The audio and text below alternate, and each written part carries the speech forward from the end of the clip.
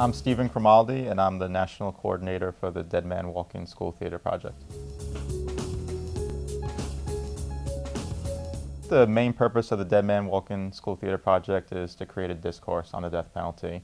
Our goal is not to convince people to change their views, but our goal is to get students to talk about this issue, to talk about it, to debate it, to think about it, because it's an issue that many young people don't think about, don't consider.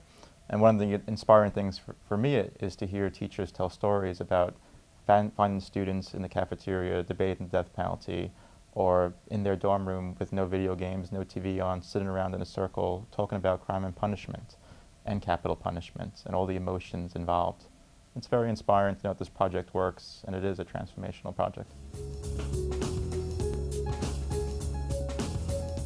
It began, actually, Helen was traveling on an airplane and was reading a New Yorker article about Arthur Miller's A Death of a Salesman, how that play is performed somewhere in the world every day. And all of a sudden the light bulb appeared above her head, and she thought, well, if we can turn Dead Man Walking into a play, think of all the people that we could reach. And then she called her friend Tim Robbins, and then he eventually agreed to write the play version. And instead of taking it straight to Broadway, he's given it to high schools and colleges to perform.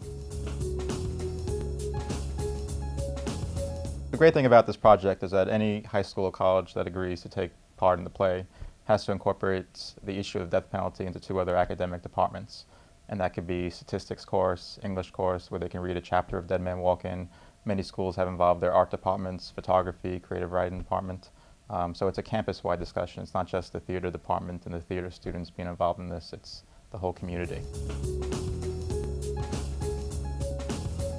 Speaking panel essentially serves as a talkback after a performance, where we'll have experts in the field of capital punishment and crime and punishment speak for a couple minutes about their work and then take questions and answers from the audience. Okay. And it's really compelling when you have an exonerated person who spent time on death row and then was released because he was innocent, and members of murder victims' families for human rights, mothers and fathers and grandsons who have lost their relatives to horrible crimes, but then forgave the offender and then devoted their life to ending the death penalty.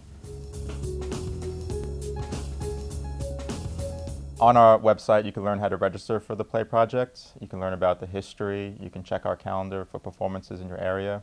You can join our social networking site, where actors and teachers can communicate with one another, can post their photographs of the productions, can give ideas and suggestions for other directors and students. It's a way for this community to stay connected.